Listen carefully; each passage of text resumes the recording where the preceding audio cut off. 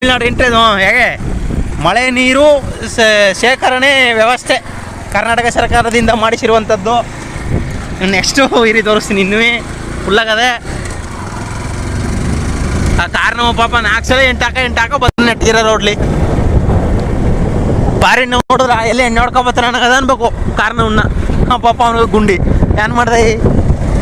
Next ನೋಡ್ಕೊಳ್ಳಿ ಹಾಗೆ ಮುಂದಕ್ಕೆ ಇನ್ನೇನು ಕೆಲವು ಕ್ಷಣದಲ್ಲಿ ಕರ್ನಾಟಕ ರೋಡ್ ಮುಗೀತದೆ ನೋಡಿ. ಪಾಪ ರೋಡ್ ಇದ್ರು ಕಾರ್ನವ ಸೈಡ್ಲಿ ಹೋಗ್ಬೇಕಾದ ಪರಿಸ್ಥಿತಿ. ಅವ ಕಟ್ಟನ 45,000 ಟ್ಯಾಕ್ಸ, ರೋಡ್ ಟ್ಯಾಕ್ಸ. ಕರ್ನಾಟಕಕ್ಕೂ ಕಟ್ಟಣ, ತಮಿಳ್ನಾಡಿಗೂ ಕಟ್ಟಣ, ಇಂಡಿಯಾಗೆ ಕಟ್ಟಣ. ಅವ ಪಾಪ ನೀರಿನೊಳಗೆ ಬಿಟ್ಟು ಹೋಗ್ಬೇಕು. 10 ಲಕ್ಷ ಕೊಟ್ಟು ತಗೊಂಡ ಅವ ಕಾರ್ನ ಓಡ್ಸಕ್ಕೆ ಯಾವಾಗ ರೋಡ್ ಇಲ್ಲ. ರೋಡ್ ಟ್ಯಾಕ್ಸು ಸೆಡ್ತಾರೆ ಏಕೆ.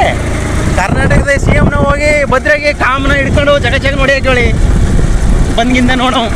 ಬಂತು ನೋಡ್ಕೊಳ್ಳಿ ಈಗ ತಮಿಳ್ನಾಡು ರೋಡು. ಹಾಗೆ ತಮಿಳ್ನಾಡು ತಮಿಳ್ನಾಡು ಹೇಗಿದ್ದು ರೋಡು ಸುಮ್ಮನೆ ಪಳ ಪಳನೆ ಬೋರ್ಡ್ ನೋಡ್ತಾರ ತಮಿಳ್ನಾಡು. ಹೋಗು ಅನ್ನ ಸರಕು ಊಟ ಮಾಡ್ಕೊಂಡು ಎದ್ದು ಹೊಂಟೋದು ಅಚ್ಚುಕಟ್ಟಾಗಿ ಆಗದ ರೋಡು. ನೀವು ಕರ್ನಾಟಕದವ್ರು ಮಡಗಿದ್ರೆ ಕಣಗಂಟೆ ರೋಡ.